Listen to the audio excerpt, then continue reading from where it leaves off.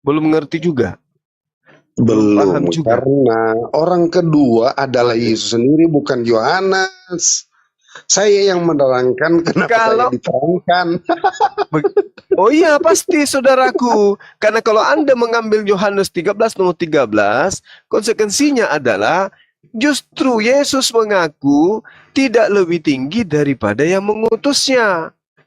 Dia sebagai hamba tidak lebih tinggi daripada Tuhannya.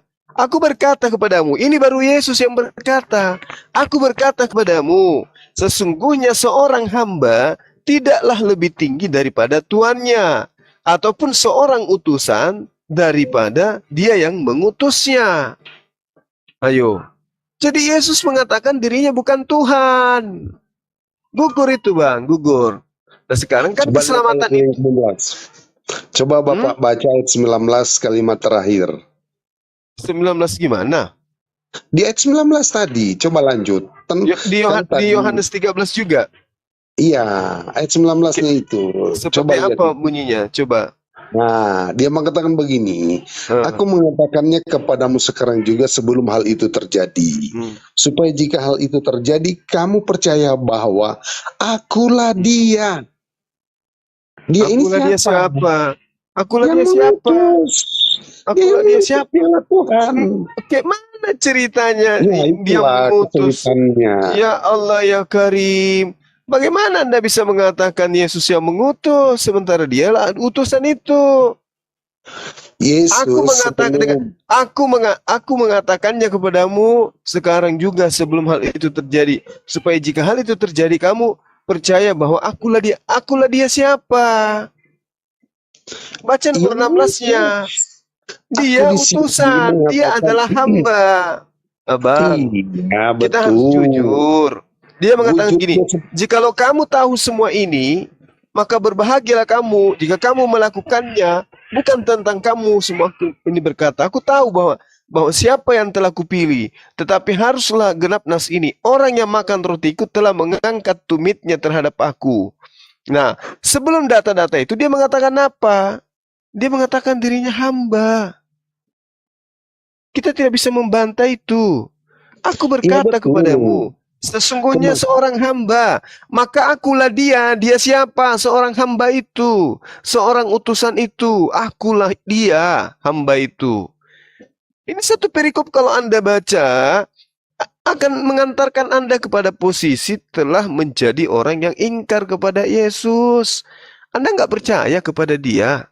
Anda percaya kepada Paulus, di antaranya Petrus, dan juga adalah katanya malaikat. Sementara keselamatan itu adalah ketika percaya kepada Yesus. Gitu loh. Salah. Lu kok salah pula? Nah, sekarang saya tanya kepada abangku ini. Aku berkata kepadamu, sesungguhnya seorang hamba tidaklah lebih tinggi. Yang Yesus maksud hamba di situ siapa? Dirinya atau orang lain? Dirinya Ya, sendiri. dirinya. Sehingga ketika dikatakan, akulah dia, maka jelas dia mengatakan, akulah sang hamba itu. Bukan akulah sang Tuhan itu. Begitu bang, cara belajarnya. Nah, kenapa hal Dalam ini baru sisi diketahui? Dengarkan bang, sedikit lagi. Kenapa hal ini baru diketahui? Karena Bang Suma dan kawan-kawan sebagai apologet Muslim itu murni ikhlas menyampaikan isi Bible. Sementara abang ini selama dari lahir sampai sekarang dicocoki isi Bible yang berdasarkan iman, doktrin, dan dogma saja. Kalau kami Muslim itu tidak, kami melihat secara netral, kami melihat apa adanya yang tertulis di situ, itulah yang kami sampaikan. Karena kami tidak beriman kepada Yesus sebagai Tuhan, maka kami harus mendudukkan perkara apapun yang tertulis dalam kitab saudara. Seperti itu, akulah dia. Oh ternyata dia mengaku dialah hamba. Yang hamba tadi itu aku, yang utusan tadi itu aku. Begitu. Tapi sebagai orang yang mempertuhankan Yesus, pasti abang punya alasan. Mencari-cari alasan. Mencari sebab serta mencari alasan supaya Yesus alasannya kan sudah jelas. dituhankan. Alasannya sudah jelas, Pak. Apa? Ketika Yesus mau lahir, dia sudah Aku sambil tidur loh ini. diberitahukan oleh malaikat bahwa yang lahir itu adalah Tuhan. Ya, Tuhan. Nggak mungkin Tuhan Tuhan. dilahirkan. Aduh Bang, Sudah jangan nipu dikatakan. saudaraku Jordan. Jangan menipu akal sehat Anda, hati sanurap bari Anda. Mana mungkin pencipta langit dan bumi dilahirkan oleh ciptaan? Tidak mungkin. Dia Kenapa Anda Allah kenapa yang saudara maha bertahan? kuasa. Kalau Berbeda maha Udahlah Pak dengan kuasa, Jordan. Allah Bapa kan bukan maha Udahlah Pak kuasa. Jordan. nah susah Jangan itu melawan Bang. akal Ke sehat. dalam ciptaannya. Apa Karena tujuannya? kami Gini. memiliki. Aku dulu terlalu panjang narasimu. Aduh. Iya, silakan. Aduh. Silakan. Lanjut Pak Iya, Jordan. gitu loh. Pak Jordan, akal sehat jangan dilawan Pak. Iya, akal sehat, tetapi bagi Tuhan, sekalipun itu sehat, kalau dia sudah ciptakan sesuatu hukum, itu tidak bisa dilanggar. Contohnya, Tuhan sudah menciptakan ketika kita sudah lama tidak makan, itu adalah hukum di mana kita akan Kenyang. lapar. Oh, lapar. Tuhan yang menciptakan hukum, misalnya setiap benda yang dilemparkan ke atas di udara ini pasti jatuh juga karena gravitasi. Tuhanlah yang ciptakan hukum itu. Apakah Tetapi dia bisa kira-kira Pak merubah Jordan? segalanya Pak Jordan itu. izin sebelum saya minum. Tunggu dulu. Aku masih Oh, ya, buset dah. bernarasi. Sebentar dulu. Buset lah. Lebih bola. Kalau misalnya tidak ada begini, Pak, Selesai deh. kemudian saya belum selesai, kemudian sudah dipotong, aduh, Iya, aku iya. sudah larut ini lagi. Berarti Ya. sudah mau tanda-tandanya ini istirahat dulu lah kalau begini ya. Jangan dulu Pak Jadi Jordan. begini. Jangan dulu. Nah. Aku belum terapi nih. Iya, makanya jangan dulu dong dipotong supaya kita saling mengisi. Tapi kalau tidak saling mengisi ya buat apa kalau kita diskusi agak pincang gitu. Ya kan? Oke, terima kasih waktunya ya.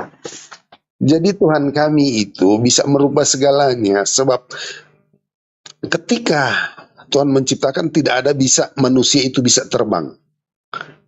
Tapi dia bisa menciptakan misalnya Elia, Henok itu bisa terbang naik ke sorga. Ketika Tuhan Yesus datang kedua kembali, orang percaya ternyata itu bisa dibangkitkan dan bisa terbang menyongsong dia di awan-awan. Itu Pak. Ya. Jadi sekalipun itu akal sehat, itu masih bisa dirubah oleh Tuhan. Lanjut. Ya, begini Pak Jordan. Saya sampai sebentar doang. Tuhan yang Maha Kuasa menciptakan Pak Jordan. Kemudian Tuhan yang Maha Kuasa. Saya bukan diciptakan Pak. Saya potong dulu, saya ulang dulu pertanyaannya. Saya bukan ciptaan, tapi berdasarkan keturunan. Silakan lanjut. Oke. Tuhan yang Maha Kuasa menciptakan Nabi Adam. Terus keturunannya kan Anda, ya kan? Ya. Nah, terus kemudian diberi otak, akal untuk berpikir. Ya. Supaya akal itu berpikir, kemudian Tuhan itu nanti pikiran Anda mengatakan Tuhan itu juga sejenis dengan Anda. Kemudian dilahirkan oleh perempuan. Kira-kira akal beginian ini bersumber dari Tuhan atau bersumber dari bukan Tuhan, Pak? Dari Tuhan yang mengatur sesuatu yang tidak mungkin. Oke, baik, stop. Jadi Tuhan mungkin. mengatur. Jadi Tuhan mengatur akal Anda agar percaya Tuhan dilahirkan, begitu? Bukan, saya mengikuti, bukan. Saya itu peristiwa itu sudah lama terjadi, namun akal saya bisa menerima. Jadi jangan katakan Tuhan yang menciptakan di dalam akal saya ini seperti itu. Sudah terjadi lebih dulu, baru saya lahir kan. Jadi urutannya terbalik, Pak. Oh, terbalik. Ya. Jadi terbalik. Akal Anda dulu ada, baru Tuhan lahir, begitu?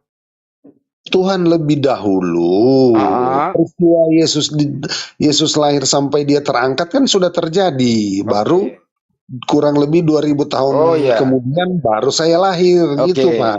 Ya. Jadi Tuhan dulu lahir, setelah lahir Tuhan, kemudian Tuhan ini berkembang biak, terus mati di tiang salib. Kemudian Pak Jordan ada, diberi akal. Yang ngisi akal Anda percaya Tuhan lahir siapa itu? yang ngisi Iya. akal saya. Di pom bensin apa di mana? Ya terserah lah. Saya. Yang Iya, iya, penting iya. saya percaya lah. Diisi dengan apa? Dengan firman Tuhan, Pak. Ini Alkitab dari Kejadian sampai Wahyu, itulah yang mengisi otak saya. Oh, Sehingga saya kalau percaya, Pak. kalau menurut buku yang belum saya rilis, Pak, yang mengisi akalnya Pak Jordan itu karena kebanyakan tulisan di Bible Anda itu tulisan Paulus. Apa benar demikian, Pak? Kalau tulisan Paulus itu sih sebenarnya nggak gimana. Kayaknya Tapi banyakan itu deh yang mengisi otak Pak Jordan, serius. nggak juga, Pak. Ah, masa Nggak sih? juga, Pak. Ada ayat-ayat yang lain juga yang berbeda, yang menerangkan berbeda dengan Paulus. Kayaknya yang mengisi akal Anda itu menuhankan anak Maria ini tulisannya Paulus. Sedangkan yang lain itu Yesus mengaku utusan. Jadi ya mohon maaf saja. Kita salaman aja setuju bahwa yang mengisi akal Anda itu tulisan Paulus, percaya bahwa Bunda Maria melahirkan Tuhan. Oke? Lukas 2 ayat 11 itu bukan tulisan daripada Paulus. Mengatakan bahwa Yesus itu adalah Tuhan. Lukas 2 Tapi ayat 11. bertentangan, Lukas 2:11 bertentangan dengan Roma 14:9, Pak. Roma, sebentar, aku baca dulu. Roma berapa? 14 ayat? 9, Pak. 14 ayatnya yang ke 9. Sebab untuk itulah Kristus telah mati dan hidup kembali supaya menjadi Tuhan. Nah, Baik atas orang-orang mati maupun atas orang-orang hidup. bertentangan Apa Pak? yang sulit? Hah? Bertentangan dengan Lukas 2:11. Bertentangan 2 dengan 11, saling melengkapi. Begitu. Enggak. Nah, gini kan gini, Pak. Dengerin dulu ya, Pak. Nah, Lukas 2:11 itu pada hari itu Bunda Maria melahirkan Tuhan. ya, Jadi sejak lahir Yesus udah Tuhan. ya, Ya kan? Nah, menurut Paulus dia menjadi Tuhan setelah dia mati. Nah, lo. Iya, iya, iya, iya. Nah, lo. Nah, ya, ya. iya. Berarti yang mengisi akal Pak Jordan itu Paulus. Baru sadar dia. Ya tahu, Pak, salaman kita. Bukan berarti bahwa Iya. di dalam Roma 14 ini menyatakan supaya ia menjadi Tuhan, kemudian itu bertolak belakang dengan Lukas 2 ayat 11, bukan, saling melengkapi. Ketuhanan itu Bukan saling tidak melengkapi, Pak, bertolak belakang, Pak. Apa saya ulang lagi nih bahasa Indonesia? Lukas 2:11 Bunda Maria melahirkan Tuhan. Jadi sejak Yesus dilahirkan, dia sudah Tuhan. Menurut Roma 14:9, dia mati dulu, baru jadi Tuhan. Artinya bertentangan, Pak. Dia mati dan hidup kembali. Supaya menjadi Tuhan. Tuhan, iya nggak masalah. Jadi menurut Paulus, kalau dia nggak mati, jadi menurut Paulus, kalau Yesus nggak mati, dia nggak akan menjadi Tuhan. Tapi menurut Lukas, sejak hidup, dia Tuhan. Gimana? Aku baca kalimat selanjutnya.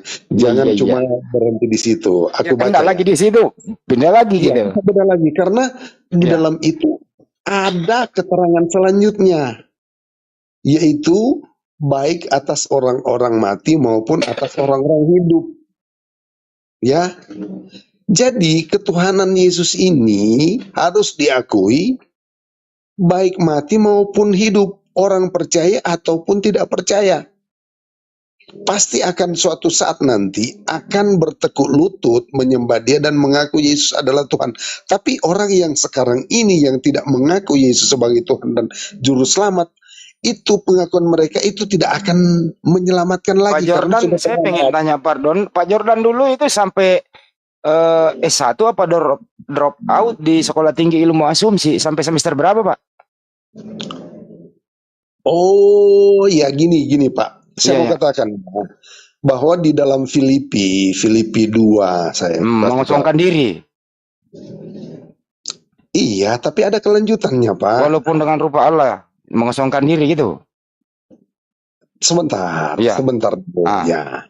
Ayatnya yang ke-10, 9. Itulah sebabnya Allah sangat meninggikan dia dan mengerikan kepadanya nama di atas segala nama, supaya dalam nama Yesus bertekuk lutut segala yang ada di langit dan yang ada di atas bumi dan yang ada di bawah bumi, dan segala lidah mengaku Yesus Kristus adalah Tuhan. Jadi kita lihat bahwa kalau orang mati itu nantinya ketika dia datang kemudian baru mengaku Yesus sebagai Tuhan, itu sudah terlambat, Pak. Oke, kalau segala lidah mengaku Yesus adalah Tuhan, berarti lidahnya Romawi yang mengeksekusi Yesus, lidahnya mengakui dia membunuh Tuhan, gitu. Oh ya, waktu Yesus mereka membunuh, belum ada Lidahnya berkata, aku bunuh Tuhan. Kan segala lidah, kecuali lidah monyet nggak boleh karena dia nggak bisa ngomong. Lidah manusia, jadi segala lidah manusia di muka bumi waktu itu mengakui Yesus Tuhan. Artinya lidahnya Algojo ini mengakui membunuh Tuhan, betul? Ya, Kena iya. lagi kan? Kena Iya. lagi. Kena Betul, lagi. karena ketika Tuhan Yesus datang, baru mereka akan melihat. Setiap mata akan melihat dia. Ya, oke. Mata manusia ya. Jadi segala Sekalipun lidah, segala lidah mengaku Yesus Tuhan. Tunggu dulu. Ya, silakan. Tunggu dulu. Iya. Yaitu di dalam Roma kan di situ dikatakan bahwa baik atas orang-orang mati maupun atas orang-orang hidup. Orang mati nggak bisa lagi pakai lidah, Pak. Nggak berfungsi lidahnya orang mati. Oh ya, kita harus tahu, Pak. Di dalam kekristenan itu memiliki pengetahuan tentang antropologi. Manusia itu memiliki tubuh, jiwa, dan roh. Oke, jadi segala lidah. Oke, Pak, kembali ya. Tubuh ini akan mati. Tunggu, Ya. Pak. Tubuh ini akan kembali hilang, akan menjadi tanah. Tetapi roh itu tidak mati dan jiwa itu tidak mati. Oke. Jadi segala lidah mengakui bahwa siapapun waktu itu lidahnya mengakui Yesus Tuhan. Lidahnya Algojo mengatakan dia membunuh Tuhan. Kemudian datang Paulus, setelah Tuhan mati, dia hidup kembali menjadi Tuhan lagi yang kedua kali, betul? Iya, jadi di sini ada proses ketika dibangkitkan. Ketika ada kebangkitan, tapi akan ada penyesalan karena sudah mengaku Yesus, tapi sudah posisinya terlambat. Jadi pengakuannya itu nantinya akan sia-sia juga. Iya. Iya. Pokoknya jadi, malam ini apapun kata Pak Jordan, terserah Pak Jordan aja dah. Yang penting Yesus Tuhan. Itu suka-suka Tuhan kan gitu ya. Tunggu. Di dalam Filipi tadi, di dalam Roma 14 ayat 9 mengatakan bahwa maupun atas orang-orang hidup. Jadi selama masih hidup kemudian mengaku Yesus sebagai Tuhan dan Juru Selamat, itu yang menyelamatkan. Tapi kalau sudah mati kemudian dibangkitkan baru mengaku, itu terlambat. Berarti beda. terlambat dong Paulus menulis bahwa dia mati hidup kembali menjadi Tuhan. Terlambat dong tulisan itu. Oh, di sini Pak, sebenarnya kata Tuhan itu tidak dikaitkan dengan ketika Kristus telah mati dan hidup kembali supaya ia menjadi Tuhan baik atas orang mati maupun orang hidup. Iya. Nah, sebelum dia mati dia Tuhan orang hidup saja. Ketika Bapak membaca ayat ini, Bapak merujuk ketuhanan Yesus ketika dia dalam lagi di sini. mati kemudian hidup. Iya, kena lagi di sini. Sebenarnya di sini supaya ia menjadi Tuhan itu menjelaskan baik orang-orang mati maupun hidup. Bukan dikatakan di dalam ayat ini mengatakan dia akan dilantik menjadi Tuhan. Bukan. Enggak ada kata pelantikan, Pak, supaya menjadi. Iya, supaya menjadikan. Jangan ditambah-tambahin dong, Pak. Jangan ada pelantikan. Jadi Bapak Bapak cuma hanya melihat ada 2 kalimat, ya. Ya kan, kita kan baca saja, Pak. Nggak boleh nambah-nambah. Iya, tapi kalau kita salah membaca, seolah-olah saya lancar membaca, Pak. Saya guru bahasa Indonesia. Iya, tapi Bapak lupa bahwa supaya ia menjadi Tuhan, bukan supaya ini. Iya, supaya ia menjadi Tuhan, baik atas orang mati maupun orang hidup. Iya, artinya Artinya waktu dia dilahirkan Bunda Maria, dia hanya menjadi Tuhan bagi orang yang hidup. Nah, setelah Roma 14, dia menjadi Tuhan orang hidup dan orang mati. Jangan begitu ya? Salah, salah, salah membaca nih. Ya gimana Kalau sih, Pak? kita membaca seperti Aku itu Bapak apapun itu, omongannya Pak Jordan saya ikuti loh. ya, tapi kalau saya melihat dari alur pemahaman Bapak, menjadi Tuhan ketika Yesus telah mati kemudian hidup, baru saat itu dinyatakan Tuhan. Nah, ya memang Tidak. begitu tulisannya, Pak. Nah, Nah, itu keliru. ya itu berarti Paulus keliru menulis. Yang keliru itu karena tidak membaca kalimat selanjutnya. Karena Iya. ketuhanan. Kalimat selanjutnya Ketuhanan adalah itu, dia mati, hidup menjadi Tuhan, baik orang mati maupun orang hidup. Kan gitu. Jadi dia Yesus ini mati dulu, kemudian menjadi Tuhannya orang mati dan orang hidup. Betul? Tertulis loh, Pak. sekalipun dia mati dan hidup kembali, itu bukan berarti saat mau dijadikan Tuhan. Dia sudah Tuhan sekalipun dia mati dan dia hidup. Tapi kenapa Itu Paulus yang menjadikan dia Tuhan? Paulus yang nulis, bukan saya. Makanya saya bilang tadi itu, Pak, dari awal, yang mengisi akal Anda itu adalah tulisannya Paulus. Bapak lupa perkataan Gabriel. Apa kata Gabriel, yang Pak? lahir itu Tuhan. Yang lahir itu Tuhan. Kan sudah dikatakan tadi. Malaikat mengatakan yang lahir itu adalah Tuhan. Jadi bukan nanti saat dia mati dan hidup kembali menjadi Tuhan. Itu salah. Yang mengatakan Bunda Maria melahirkan Tuhan itu bukan Gabriel, tapi Lukas. Gimana sih, Pak? Lukas ini kan meneliti, menanyakan saksi-saksi. Ya kan ya, seorang reporter wartawan nih nanya-nanya dia. Ketemulah siapa begitu. Woi, apa yang terjadi kemarin di Kota Daud di penginapan? Yang tidak dapat penginapan siapa sih itu? Oh, Bunda Maria itu sama Pak Yusuf. Dia itu mau disensus di Kota Daud. Tapi dia nggak dapat penginapan. Tapi dengar-dengar katanya ada bayi yang lahir ditaruh di palungan dibungkus kain lampin. Kata orang-orang benar. Tapi itu adalah anaknya Maria. Tapi kenapa orang maju berkilo-kilometer datang menyembah dia? Kata Lukas, itulah Tuhan yang lahir. Dia tulis tuh, pada hari ini telah lahir bagimu juru selamat Kristus Tuhan di Kota Daud. Kan begitu, Pak? Setuju nggak? Di sini malaikat datang mengunjungi gembala-gembala.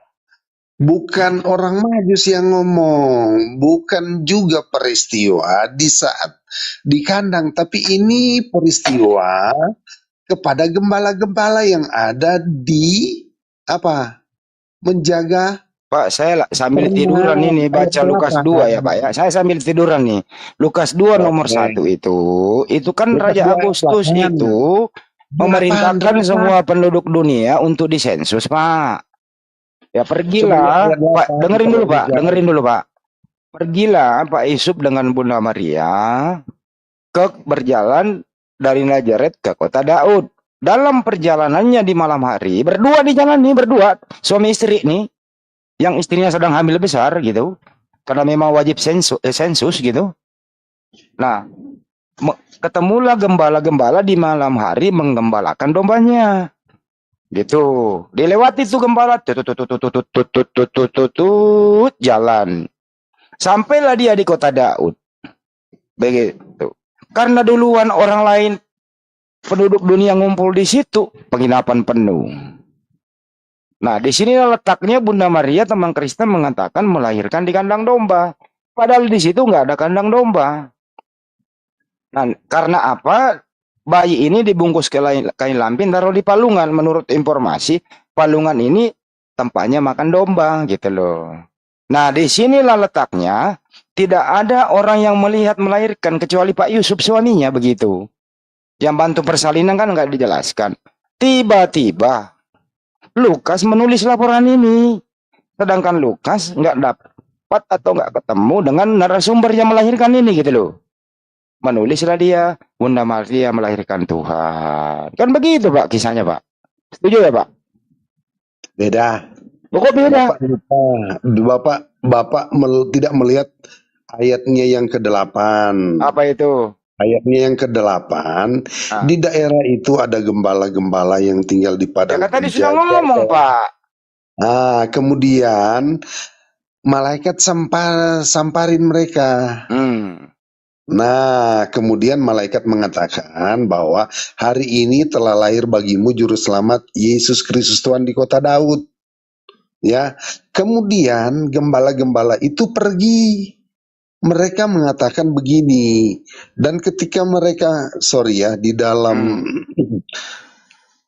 nah kemudian ayat 12, dan malaikat itu mengatakan, dan inilah tanda bagimu, kamu akan menjumpai seorang bayi dibungkus dengan lampin dan terbaring di dalam palungan. Iya tadi kok ngomong gitu, Pak.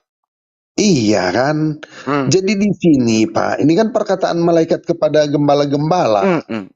Terus yang ngasih tahu Lukas bahwa Bunda Maria melahirkan Tuhan, siapa yang ngasih tahu Lukas? Oh, ini kan waktu itu Lukas masih kecil pada waktu itu, ya kan?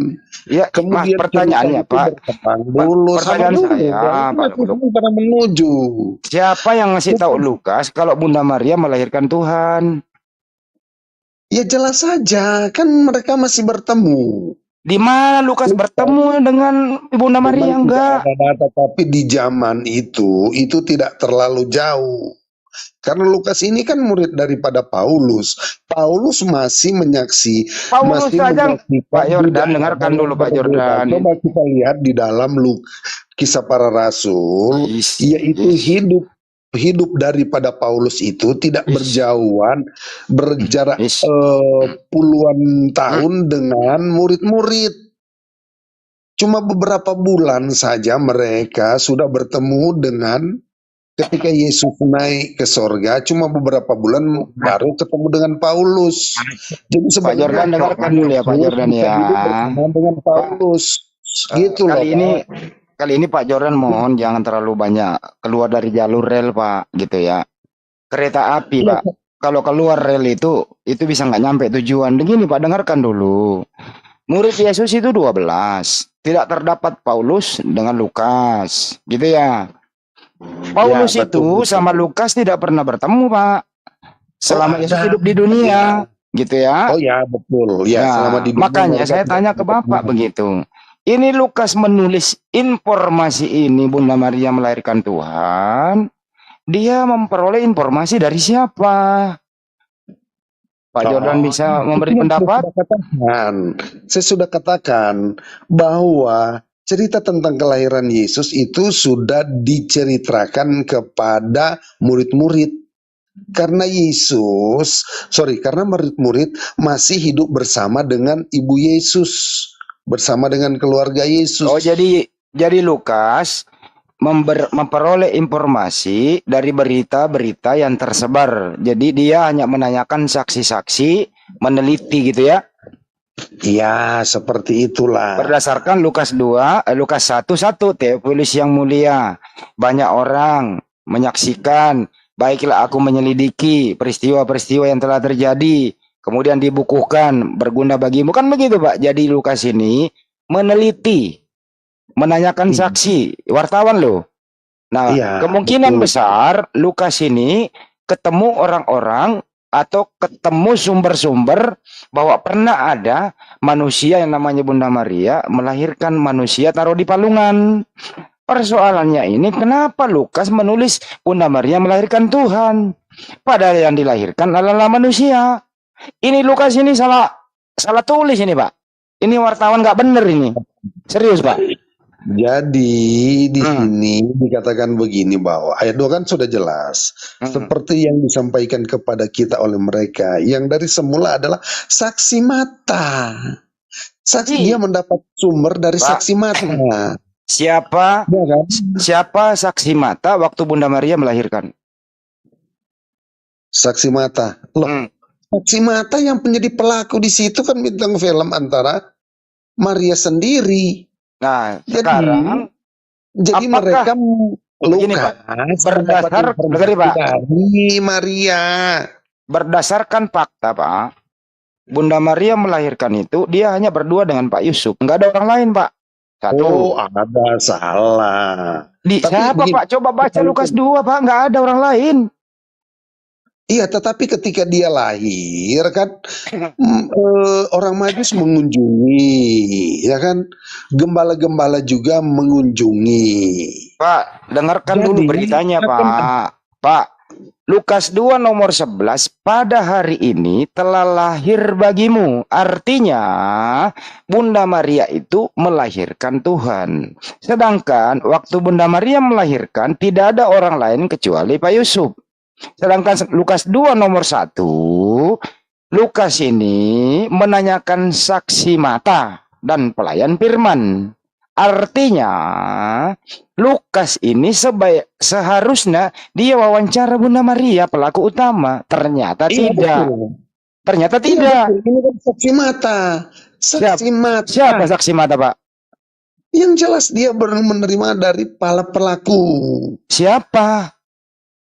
Memang tidak dituliskan para siapa. Jadi Lukas Yang ini jelas Pak tidak pernah dia berdialog dengan Maria. Apa yang dia tulis ini dia pasti cari dapat sumber dari pelaku termasuk Maria. Maria Sekalipun tidak itu pernah ada. ketemu Lukas, Pak, wawancara. Salah, ini jelas saja dikatakan bahwa yang menulis ini kan adalah Lukas kepada Theophilus, ya. Kemudian dia Sumber mengatakan berita bahwa- Lukas menulis apa, Pak? Sumber beritanya menulis dari mana? Sumber dari mana? Ini saksi mata. Siapa saksi mata itu? Dari semua adalah saksi mata ini. Saksi mata itu siapa? Termasuk murid-murid. Saksi mata itu siapa? Murid-murid. Oke, baik. Apakah ada murid-murid waktu Bunda Maria melahirkan? Loh, kan hubungan antara Yesus dengan murid-murid dengan orang tua Yesus kan begitu dekat. Banyak cerita mereka bertemu. Bahkan ketika Yesus sedang dalam pelayanan sibuk, murid-murid sudah memberikan kode kepada Yesus. Yesus, di luar ada ibumu menunggu. Jadi berita ini menurut Anda valid, Pak? Menurut Anda berita ini valid? Jelas aja lah valid lah. Artinya kalau valid A1, coba Bapak perhatikan, bentar, coba Bang. Bapak perhatikan. Tunggu dulu, saya ingin bertanya dulu tentang ke Al-Quran Bapak. Dari sanad-sanad yang ada itu Al-Quran cuma kok sanad, Pak? Lah ini Pak, kan Al-Quran ketika dalam kenapa lari ke Al-Quran sih pakai sanad, Pak? Dengerin dulu lah. Bapak saya semakin mengatakan jauh, bahwa sumber asli dari cerita ini adalah pelaku. Sekarang Al-Quran ini menceritakan dari ini kepada ini kepada ini. Itu bukan kemudian Al-Quran, Pak. Itu namanya hadis. Al-Quran. Hadis itu yang bersanad, Pak. Bukan Al-Quran. Bapak ini, Gini ya, Pak, ya. Sekalipun itu hadis, kan itu Kenapa bilang Al-Quran? buat. Tunggu, Al-Quran juga seperti itu, Pak. Di Mana orang Al-Quran diterima satu orang doang, Nabi Muhammad. Nggak ada orang lain nerima Al-Quran. Nah, sekarang ketika Al-Quran itu ditulis, ya kan, itu dihafalkan kan, dihafalkan kepada siapa? Nah, kemudian para penghafal itu ada yang meninggal, ya kan? Kemudian Muhammad mati kan. Nah, sekarang ketika Muhammad mati, apakah dia sudah menulis sebuah buku? Sudah jadi. Tidak ada, Pak. Janganlah begitu. Jadi Anda lebih pintar dari saya dong kalau gitu. Iya, karena memang ada data mengatakan bahwa ada sebahagian yang ditulis oleh Aisyah itu, kemudian Aisyah menulis? Aisyah nggak menulis Al-Quran. Iya, tidak menulis Al-Quran. Hadis dia. Aisyah, udahlah, jangan ke situ, Pak. Malu-maluin nggak enak didengar loh. Salam dulu, Pak. Salam dulu, Pak. Jangan belokin topik. Sampai kapanpun, Pak. Iya, Pak. Kisah Lukas ini jangan sampai Anda mengatakan sama dengan hadis. Lukas ini tidak bersanad, gitu ya. Artinya apa, Pak? Begini, dengarkan saya, Pak. Ya, saya serius nih. Bunda Maria melahirkan sama Pak Yusuf itu tidak ada saksi lain. Dia hanya berdua. Satu ya. Lukas seorang wartawan menulis Bunda Maria melahirkan Tuhan. Di sana tidak bersanad bahwa Lukas menerima informasi dari si A. Si A menerima informasi dari si B, si C, si D sampai ke Bunda Maria. Tidak begitu, Pak. Jadi tidak terputus. Artinya apa? Tulisan Lukas Bunda Maria melahirkan Tuhan itu keliru. Kelirunya adalah satu, Pak. Anda boleh cek original teksnya. Ini saya edukasi dikit nih. Di original teksnya itu bukan theos, tapi kurios. Coba cek tesnya, Pak. Artinya, pada hari ini telah lahir bagimu Kristus Tuhan, bukan Tuhan. Ibarat kata dengan Yohanes 13:13, kamu memanggil aku guru dan Tuhan, kurios. Jadi tidak mungkin dan tidak masuk akal seorang manusia melahirkan Tuhan. Karena Tuhan itu adalah yang disembah. Tidak mungkin yang disembah itu keluar dari situ. Sangat terhina kan, Pak? Jadi mulai malam hari ini, Pak, saya refresh sedikit bahwa kembalikanlah Yesus sebagaimana apa yang pernah diajarkan Yesus waktu hidup di dunia ini. Apa itu? Yesus berkata, aku ini utusan. Saya tidak pernah mengatakan diriku Tuhan. Semoga Pak Jordan bisa memakai akalnya lah. Nggak usah ditambah-tambahin, Pak, yang berlebihan. Bapak nanti mengalami kesulitan loh sepanjang masa. Setuju ya, Pak ya? Tidaklah, malah saya ada sukacita. Ketika saya merasakan mengaku Yesus sebagai Tuhan, malah hidup saya, beban saya terasa ringan lah gitu. Oke. Jadi ketika Yesus melakukan mujizat dalam diri saya, Pak, itu saya merasakan bahwa dia bukanlah manusia biasa. Di situ, Pak. Jadi dia bukan manusia biasa, berarti Yesus manusia dong. Tunggu dulu, Pak. Kita melihat dari segi penulisan dulu ya. Karakter penulisan. Di sini dari si A si B kan itu mengatakan tentang sanad ya kan. Itu Bapak percaya loh. Tapi Lukas mendapat sumber dari pelaku ini sendiri. Siapa Pak namanya? Sendiri. Siapa namanya? Maria. Di mana ada Maria? Di mana pernah Maria ketemu Lukas, Pak? Mana kisahnya? Dia sudah katakan, Lukas sudah katakan, semua adalah saksi mata. Kalau saksi mata itu siapa? Berbeda. Di mana Lukas ketemu Maria? Aduh Pak, sanad aja Bapak percaya, kemudian saksi mata, kemudian Bapak bohongin. Nah inilah. Oke, baik, saya ikuti Pak ya, supaya kita nggak dapat kusir. Jadi menurut Anda, dengerin Pak. Saya ikuti aja Bapak, biar nggak debat kusir. Jadi menurut Anda, Pak Jordan, jadi menurut Anda, saya bikin nyaman aja, saya mau bikin nyaman Bapak. Jadi menurut Pak Jordan, Bunda Maria memberitahu kepada Lukas bahwa Lukas, saya ini melahirkan Tuhan. Terus Lukas menulis, begitu?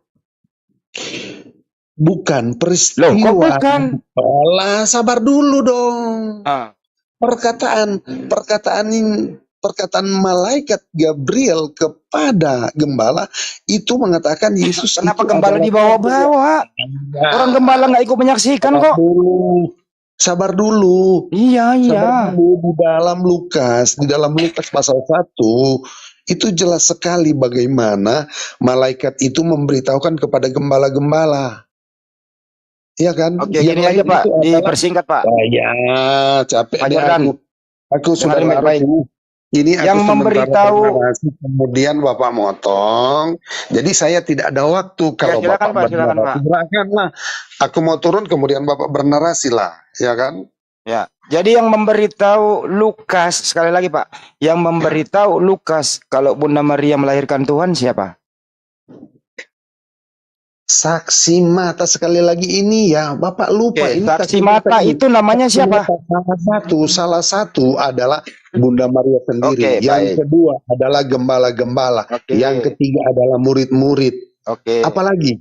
Jadi saksi mata yang memberitahu kepada Lukas Bunda Maria melahirkan Tuhan. Betul gitu ya? Saksi mata itu pelaku, Pak. Bukan. Iya, pelaku. Iya, Bunda Maria. Saya bikin nyaman Pak Jordan. Jadi Bunda Maria bertemu Lukas. Bunda Maria mengatakan kepada Lukas, "Hai Lukas, hari ini saya melahirkan Tuhan." Lukas menulis, betul? Pak, saya bikin nyaman loh. Wow, alur ceritanya harus perhatikan. Saya bikin nyaman loh. Tidak, tapi ini perkataan Tuhan, ini kepada gembala-gembala. Perkataan malaikat ini kepada gembala-gembala, bukan perkataan malaikat kepada Maria. Jadi kesaksian daripada Maria berbeda dengan kesaksian daripada gembala-gembala dan kesaksian para murid-murid. Kalau tadi Bapak merujuk kepada ketuhanan, itu tanya sama gembala-gembala. Tapi proses kelahiran itu tanya sama Maria gitu loh. Gini Jangan ya, Bapak gini, Pak. adu, Saya sabar, bikin nyaman. Bapak mencampur cerita Maria bercerita kepada Lukas bahwa seolah malaikat yang datang kepada dia bahwa itu adalah Tuhan. Tidak, cerita dalam ayat itu mengatakan bahwa ini malaikat Gabriel mendatangi gembala. Ini Pak ya, dicampur saya bikin bahwa nyaman Pak. Pak yang Jordan, saya mendapat bikin nyaman lagi nih. yang lahir itu adalah Tuhan, adalah Maria, bukan gembala yang didatangi oleh malaikat. Oke, Gitu loh Pak. dengerin saya bikin nyaman ya Pak. Siapakah yang memberitahukan kepada Lukas bahwa Bunda Maria melahirkan Tuhan? A. Gembala, B. Maria, C. Pak Yusuf, D. Murid-murid, E. Semuanya benar. Di dalam pertanyaan sudah salah Pak. Sekali lagi saya katakan, peristiwa malaikat memberitahukan yang lahir adalah Tuhan, itu kepada gembala-gembala ya. Peristiwa yang menyaksikan, yang melahirkan adalah Maria. Jadi ada sumber yang dia dapat dari Maria, ada sumber yang dia dapat dari gembala. Ada Dan ini bohong. yang dia dapat dari gembala, dari Kenapa, Pak murid-murid. Gitu loh. Iya, Maria itu lahir tahun berapa? Kita harus tahu di sini. Maria itu lahir 18 SM sebelum Masehi. Meninggal 48 Masehi. Injil Lukas, ini Wikipedia yang saya baca, ini Wikipedia nih. Nah, oke, kalau Anda salah tunjuk referensinya. Oke Pak, nanti Anda silakan tunjukkan data Anda ya. Nah, Injil Lukas, bentar Pak. Injil Kemarin dulu, Lukas Pak Jordan. ditulis tahun 63 sampai tahun 68. Bagaimana mungkin Lukas nembui Maria? Itu secara logis, nggak mungkin. Maria udah mati, Injil baru ditulis Lukas. Nggak mungkin. Kalau menurut Anda salah, tunjuk referensi. Coba tunjukkan kepada saya. Maria lahir kapan, meninggal kapan, Injil Lukas ditulis kapan, silakan. Ya oke. Kita melihat bahwa penulisan itu tahun berapa? 60 sampai berapa? 63 sampai 68. 63 sampai 68. Oke ya, itu ditulis oleh Lukas. Ya. Ya kan? Nah, kira-kira umur Lukas pada waktu itu berapa? Kan kita tidak tahu. Apa Wikipedia menuliskan umur Lukas pada waktu itu? Oke, nanti kita cari, bisa itu. Oke ya. Sekarang Yesus ada perkiraan lahir di tahun 4 abad pertama ya. Tahun 4. Tapi katanya Yesus tahun 1. Sabar dulu. Nah, Yesus dibaptis umur 30 tahun. Berarti 30 tahun ditambah 4 berarti 30 tambah 4 berarti 30 tahun 34 Yesus dibaptis. Kemudian 3,5 tahun pelayanannya berarti Yesus meninggal dan naik ke surga itu sekitar 37 tahun atau 38 tahun. Di tahun 38. Ya kan? Tetapi Ibu Yesus belum mati. Ya kan? Kalaupun Lukas sudah berumur 63 tahun, berarti Lukas tahun lebih tua daripada Yesus. Kalaupun Lukas sudah tua ya, jelas dia bisa menyaksikan bahwa Yesus juga itu ada pada waktu itu. Tapi itu terlalu jauh kalau kita mengatakan bahwa Lukas umur 63 tahun. Tidak mungkin. Oke, kita kasih gambaran misalnya Lukas umur berapa, karena itu tidak tahu kan. Jadi kita mau kasih gambaran supaya nantinya kita akan ketemu bahwa ketika Yesus naik ke surga, Ibu Maria kan masih ada. Jadi jarak antara penulisan dengan Yesus naik ke surga 63 tahun. Itu saya hitung aja 68 ya. Dikurang 38 tahun, itu ada kurang lebih 30 tahun selisihnya. Saya dapat beritanya nih. Pak deh.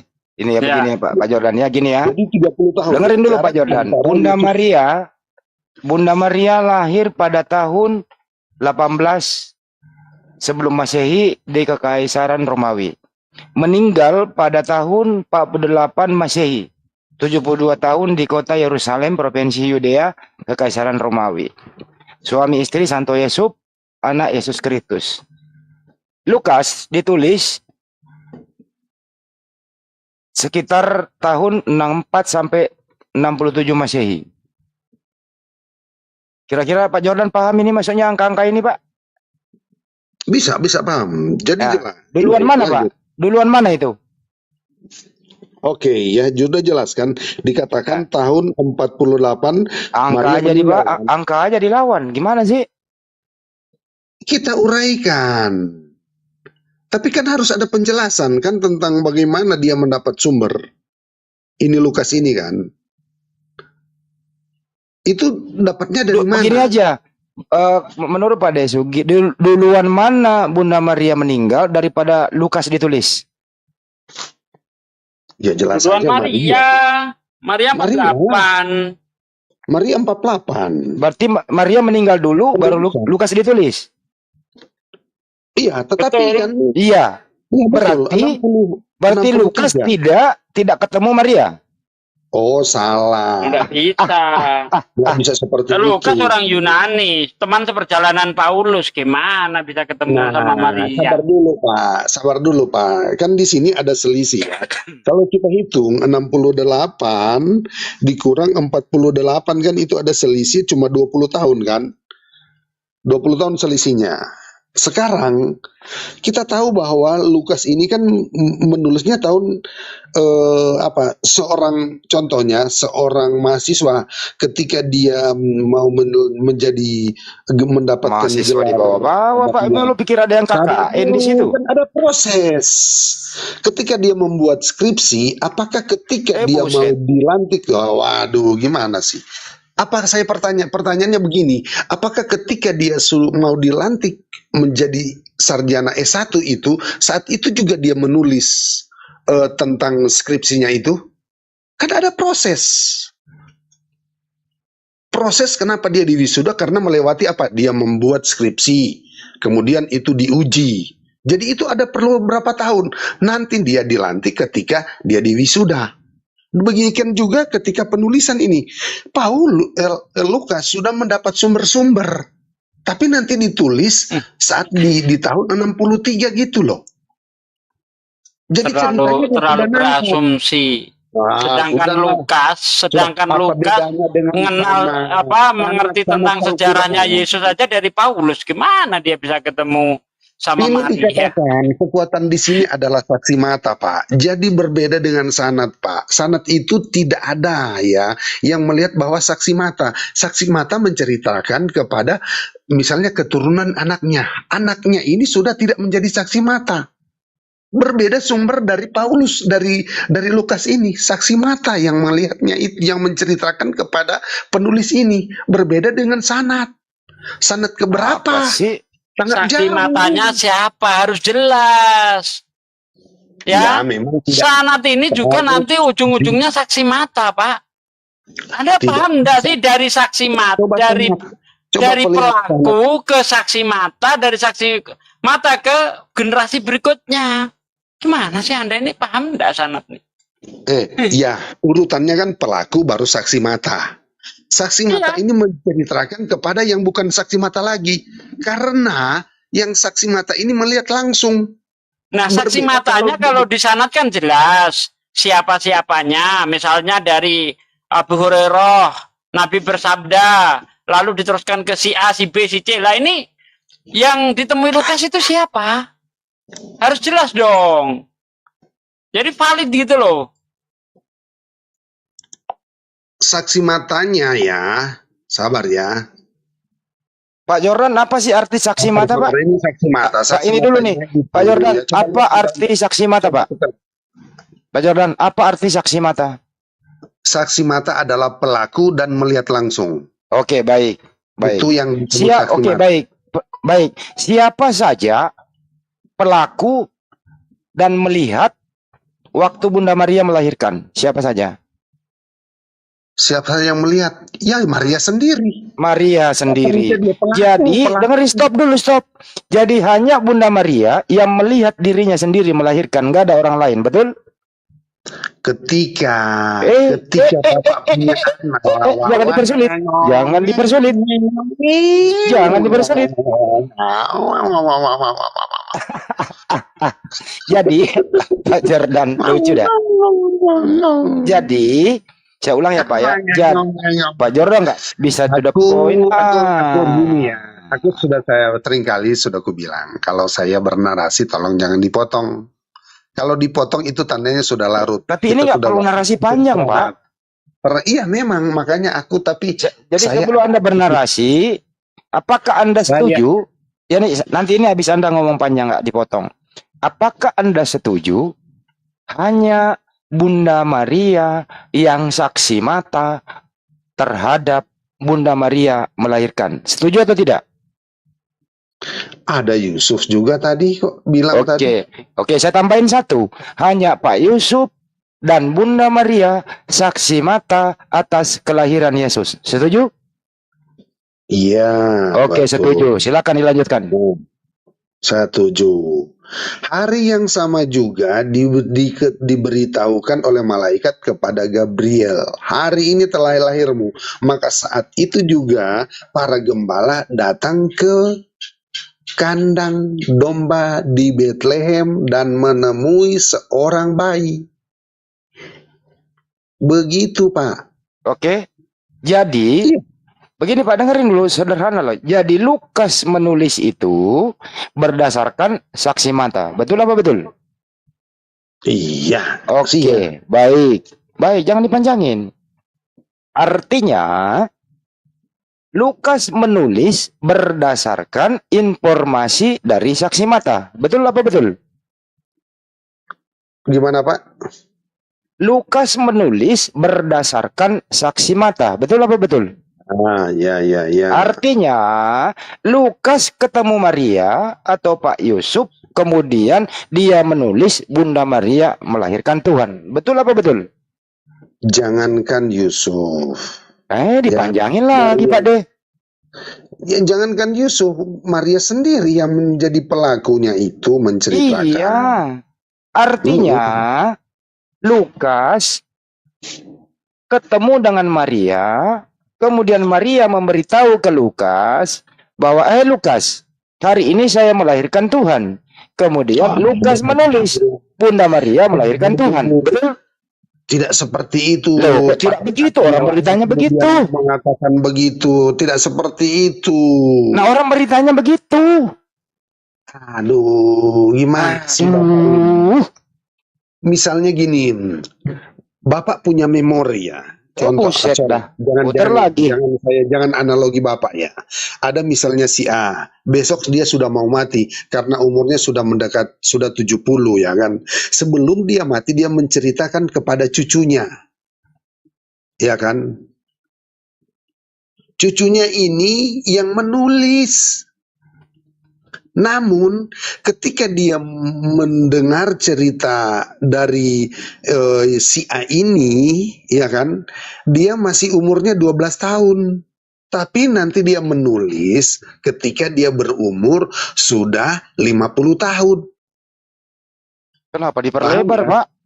Ya jelas saja seperti itu. Tidak mungkin saat Maria mengatakan kepada, saat dia lahir kemudian dia katakan kepada Lukas, kemudian saat itu Lukas menulis. Tidak seperti itu, Pak.